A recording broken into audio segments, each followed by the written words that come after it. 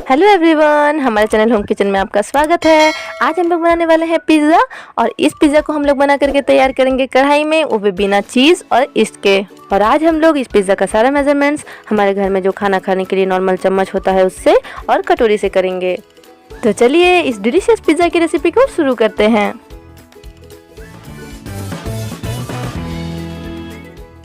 तो इस पिज़्ज़ा के लिए यहाँ पे हम लोग को दो तरह का सॉस बनाना है, एक रेड सॉस और एक वाइट सॉस। तो चलिए यहाँ पे हम लोग पहले वाइट सॉस बना लेते हैं। तो इस वाइट सॉस को बनाने के लिए हम लोग यहाँ पे सबसे पहले एक कढ़ाई गरम कर लिए हैं और कढ़ाई के गरम होते ही हम लोग इसमें डालेंगे 1 चम्मच बटर। और बटर के मेल्ट होने के बाद अभी हम लोग इसमें डालेंगे 1 चम्मच मैदा। और मैदे को हमें यहाँ बहुत अच्छे से भून लेना है। इसे हमें इसी तरह से लगातार चलाते हुए भून लेना है ताकि हमारा मैदा ना जले। और यहाँ पे हम लोग जितना बटर लेंगे मैदा को भी हमें उसी क्वांटिटी में लेना है। ये देखिए अभी हमें इसे भूनते हुए लगभग 2 मिनट हो चुका है और ये अच्छी तरह से भून गया है। तो इस वक्त अभी हम लोग इसमें मिलाएंगे आधा कप दूध। दूध को हमें इस तरह से थोड़ा थोड़ा करके डालना है और इसे सारे में मिलाते जाना है। और अगर कटोरी से नापेंगे तो ये आधा कटोरी दूध है। तो दूध डालने के बाद यहाँ पे हम लोग देख सकते हैं कि इसमें थोड़ा थोड़ा लम्स आ गया है। तो अभी हम लोग इसको कैसे हटाएंगे, तो या तो आप इसे विस्क से हटा सकते हैं या फिर चम्मच से। इसे इस तरह से करने से भी हमारा सारा लम्स ख़त्म हो जाता है। और इस सॉस को बनाते वक्त हमें गैस का फ्लेम को बिल्कुल लो में रखना है। तो ये देखिए यहाँ पे हमारा सारा लम्स ख़त्म हो चुका है। तो इस स्टेज में अभी हम लोग इसमें मिलाएंगे 1/4 चम्मच नमक और 1/4 चम्मच काली मिर्च पाउडर। इन दोनों को इसमें अच्छे से मिक्स कर लेने के बाद अभी हम लोग को इसे गाढ़ा होने तक पका लेना है। तो अभी हमें पता कैसे चलेगा कि हमारा ये सॉस बन चुका है, तो ये देखिए अगर हम लोग चम्मच की बैक साइड को देखेंगे तो देखिए इसमें सॉस का एक बहुत पतला सा लेयर है और ये अभी हमें ट्रांसपेरेंट टाइप का भी दिख रहा है। इसका मतलब हमारा जो सॉस है वो अभी तक नहीं अच्छे से नहीं पका है, हमें इसे थोड़ी देर के लिए और पका लेना है। हम लोग इस सॉस को और थोड़ी देर के लिए पका लिए हैं और देखिए थोड़ी देर पका लेने के बाद हमारा जो ये सॉस का कंसिस्टेंसी है वो कितनी अच्छी तरह से थिक हो चुका है। और अगर हम लोग इसे चम्मच से चेक करेंगे तो ये देखिए अभी हमारे चम्मच में इस सॉस का कितना मोटा लेयर बन रहा है। और अगर हम लोग इस चम्मच में इस तरह से लाइन बनाएंगे तो ये देखिए यहाँ से हमारा सॉस कहीं बिखर नहीं रहा है। इसका मतलब अभी हमारा सॉस बन करके बिल्कुल तैयार है। जिस वक्त अभी हम लोग गैस का फ्लेम को ऑफ कर देंगे और इसे अभी हमें एक दूसरे बर्तन में ट्रांसफ़र कर लेना है, क्योंकि कढ़ाई गर्म होने की वजह से हो सकता है हमारा सॉस जल जाए। तो यहाँ पे अभी हमारा वाइट सॉस बनके बिल्कुल तैयार है। तो चलिए अभी हम लोग रेड सॉस बना लेते हैं। तो इस रेड सॉस को बनाने के लिए हम लोग यहाँ पे एक कढ़ाई गरम कर लिए हैं और अभी इस गरम कढ़ाई में हम लोग डालेंगे 1 चम्मच बटर। और बटर के मेल्ट हो जाने के बाद अभी हम लोग इसमें डालेंगे लगभग आधा इंच अदरक, जिसको हम लोग इस तरह से स्लाइसेस में काट लिए हैं, और 7 से 8 लहसुन की कलियाँ। और इन दोनों को अभी हमें अच्छे से भून लेना है ताकि इसका जो रॉ टेस्ट होता है वो चला जाए। तो इन दोनों को भूनते हुए अभी हमें 2 से 2.5 मिनट हो चुका है और हमारा अदरक लहसुन अच्छे से भून चुका है। तो इस स्टेज में अभी हम लोग इसमें प्याज मिलाएंगे और प्याज को भी हमें थोड़ी देर इसमें भून लेना है। यहाँ पे हम लोग एक मीडियम साइज़ का प्याज लिए हैं, जिसको हम लोग इस तरह से लंबाई में काट लिए हैं। तो ये देखिए प्याज को थोड़ी देर भून लेने के बाद अभी हमारे प्याज का कलर पहले से थोड़ा लाइट हो चुका है। तो इस स्टेज में अभी हम लोग इसमें मिलाएंगे एक मीडियम साइज़ का टमाटो, जिसको हम लोग इस तरह से क्यूब्स में काट लिए हैं। टमाटर को हमें इसका पूरी तरह से पानी सूख जाने तक भून लेना है। टमाटर को यहाँ पे अच्छे से भूनना बहुत ज़्यादा इम्पॉर्टेंट है। अगर टमाटर हम लोग यहाँ पे अच्छे से नहीं भूनेंगे तो हमारा जो सॉस बनेगा उसमें हमें कच्चे टमाटर का टेस्ट आएगा। तो ये देखिए अभी 7 से 8 मिनट के बाद हमारे टमाटर में से बहुत अच्छे से तेल निकलने लगा है। इसका मतलब हमारा टमाटर यहाँ पे अच्छे से भून चुका है। तो इस स्टेज में अभी हम लोग इसमें मिलाएंगे लगभग आधी छोटी चम्मच नमक। और नमक ऐड करने के बाद अभी हम लोग इसे ढक करके पका लेंगे। हमें इसे तब तक ढक के पकाना है जब तक हमारा टमाटर अच्छे से गल ना जाए। इस सॉस को बनाते वक्त हमें गैस के फ्लेम को लो से मीडियम में ही रखना है। तो ये देखिए यहाँ हमारा टमाटर बहुत अच्छे से गल चुका है। तो अभी हम लोग इसे एक चम्मच की मदद से अच्छे से मैश कर लेंगे। और इसके बाद अभी हम लोग इसमें हमारे बाकी के मसाले मिलाएंगे। तो मसाले में हम लोग यहाँ पे लिए हैं आधी चम्मच चिली फ्लेक्स, आधी चम्मच काली मिर्च पाउडर और 1/4 चम्मच कश्मीरी लाल मिर्च, और हम लोग इसमें मिलाएंगे आधा चम्मच चीनी। सॉरी दोस्तों, यहाँ पे हमारा मसाला डालने वाला वीडियो गलती से डिलीट हो गया है, इसीलिए हम आपको मसालों को डालते हुए नहीं दिखा पाए। यहाँ पे कश्मीरी लाल मिर्च डालना ऑप्शनल है, हम लोग इसे बस कलर के लिए डाल रहे हैं। अगर आपको पसंद ना हो तो आप नहीं भी डाल सकते हैं। तो अभी हम लोग इन सभी चीज़ों को अच्छे से मिला लेंगे और फिर हम लोग इसे 2 से 3 मिनट के लिए ढक करके पका लेंगे। और 2 से 3 मिनट के बाद अभी हम लोग इसमें मिलाएंगे 1 चम्मच टोमेटो केचप। केचप के मिलाने के बाद हमें अभी और इसे बहुत ज़्यादा नहीं भूनना है, बस 1 से 2 मिनट हम लोग इसे भून लेंगे और फिर हम लोग इसके फ्लेम को ऑफ कर देंगे। तो देखिए अभी 2 से 3 मिनट के बाद हमारा केचप यहाँ पे बहुत अच्छे से भून चुका है और देखिए अभी हमारा रेड सॉस का कलर कितना बढ़िया दिख रहा है और ये बहुत ज़्यादा टेस्टी भी बना है। तो अभी हमें गैस के फ्लेम को ऑफ कर देना है और फिर हम लोग इसे थोड़ा ठंडा कर लेंगे और दरदरा पीस लेंगे। तो यहाँ हमारा रेड और वाइट दोनों सॉस बन के बिल्कुल तैयार है। तो चलिए अभी हम लोग पिज़्ज़ा का बेस बना लेते हैं। तो इस पिज़्ज़ा बेस को बनाने के लिए हम लोग यहाँ पे लेंगे आधा कप प्लस 2 बड़े चम्मच मैदा।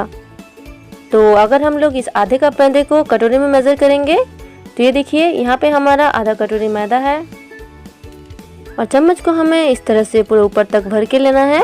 ऊपर तक भर के लेने से हमारे मेजरिंग चम्मच में ये 1 टेबलस्पून जितना होता है। तो इसके बाद अभी हम लोग इसके बीच में एक कुआं खोद लेंगे और इसी कुएं में अभी हम लोग हमारे सारे इंग्रेडिएंट्स को डालेंगे। तो सबसे पहले हम लोग यहाँ पे लेंगे आधी चम्मच पिसी हुई चीनी, आधी चम्मच से थोड़ा सा कम या स्वाद अनुसार नमक, 3 चम्मच दही हम लोग को यहाँ पे खट्टा वाला यूज़ करना है क्योंकि इस पिज़्ज़ा बेस को बनाने के लिए हम लोग यहाँ पे इसके जगह में बेकिंग सोडा का इस्तेमाल कर रहे हैं और बेकिंग सोडा को रिएक्ट करने के लिए कोई खट्टा चीज़ चाहिए, इसीलिए हम लोग यहाँ पे खट्टा दही ले रहे हैं। तो फिर हम लोग इसमें मिलाएंगे 1/4 चम्मच बेकिंग सोडा और 1 चम्मच मेल्टेड बटर। बटर की जगह यहाँ हम लोग तेल या घी का भी यूज़ कर सकते हैं। तो पहले हम लोग 1 चम्मच से इन सभी चीज़ों को अच्छे से मिला लेंगे और फिर हम लोग इसे अपने हाथों से गूंथते हुए इसका एक नरम आटा लगाकर तैयार करेंगे। ये सारा मेजरमेंट्स हमारा एक पिज़्ज़ा डो के लिए है। अगर आपको ज़्यादा बनाना है तो आप सारी क्वांटिटी को डबल कर लीजिएगा। अगर इस आटा को गूंथते वक्त हमें और थोड़ा दही का ज़रूरत पड़े तो हम लोग इसमें डाल सकते हैं। तो यहाँ पे हम लोग का आटा हमें थोड़ा सूखा लग रहा है, तो इस वक्त अभी हम लोग आधी चम्मच दही इसमें और मिलाएंगे। तो ये देखिए यहाँ पे हमारा पिज़्ज़ा बेस के लिए आटा लग करके बिल्कुल तैयार है और इस आटा को लगाने के लिए हम लोग यहाँ पे 3.5 चम्मच दही का यूज़ किए हैं। तो देखिए हमारा आटा कितना ज़्यादा सॉफ्ट है। आपको भी बिल्कुल इसी तरह का आटा लगा के तैयार करना है। तो क्योंकि हम लोग इस आटा को लगाने के लिए यहाँ पेस्ट का इस्तेमाल नहीं किए हैं तो इसीलिए हमें अब इसे रेस्ट देने का कोई ज़रूरत नहीं है। तो चलिए हम लोग फटाफट से हमारा पिज़्ज़ा बना लेते हैं।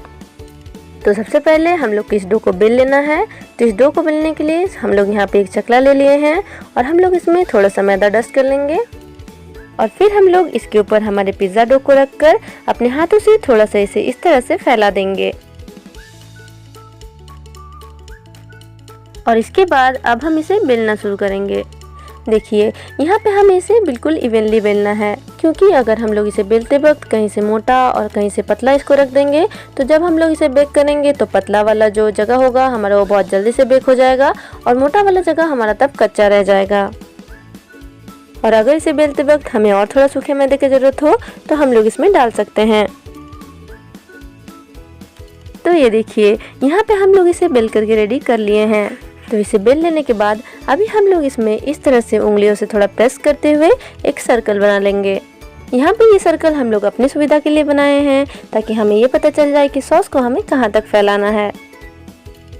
तो इसके बाद इसी सर्कल के अंदर में हमें एक फोर्क की मदद से इसे इस तरह से छेद कर देना है, नहीं तो ये बिल्कुल केक की तरह फूलने लगेगा।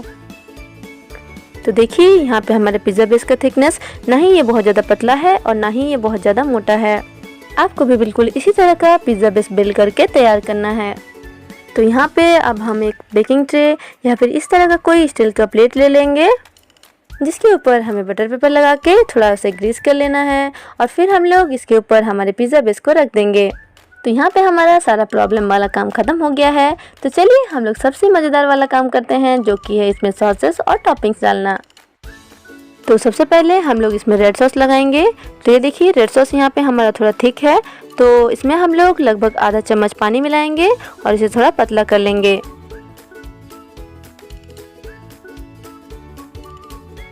तो यहाँ पे हम लोग 2 से 2.5 चम्मच रेड सॉस लिए हैं और इसको हमें वो जो सर्कल हम लोग बनाए थे उसके अंदर में ही फैलाना है। तो रेड सॉस के बाद अब हम लोग इसमें हमारा वाइट सॉस लगा लेंगे और इसे भी हम लोग अच्छी तरह से फैला लेंगे। तो वाइट सॉस को लगा लेने के बाद अभी हम लोग इसमें हमारा टॉपिंग्स डालेंगे। तो टॉपिंग्स में हम लोग यहाँ पे लिए हैं ग्रीन कैप्सिकम, टोमेटो और प्याज। इन तीनों को हम लोग इस तरह से लंबाई में काट लिए हैं। और हम लोग लिए हैं यहाँ पे स्वीट कॉर्न्स, जिसे हम लोग थोड़ा नमक के साथ उबाल लिए हैं। तो सारा टॉपिंग डाल लेने के बाद अभी हम लोग इसमें ऊपर से थोड़ा सा वाइट सॉस लगा लेंगे। और ये देखिए यहाँ हमारा पिज़्ज़ा बेक होने के लिए बिल्कुल रेडी हो गया है।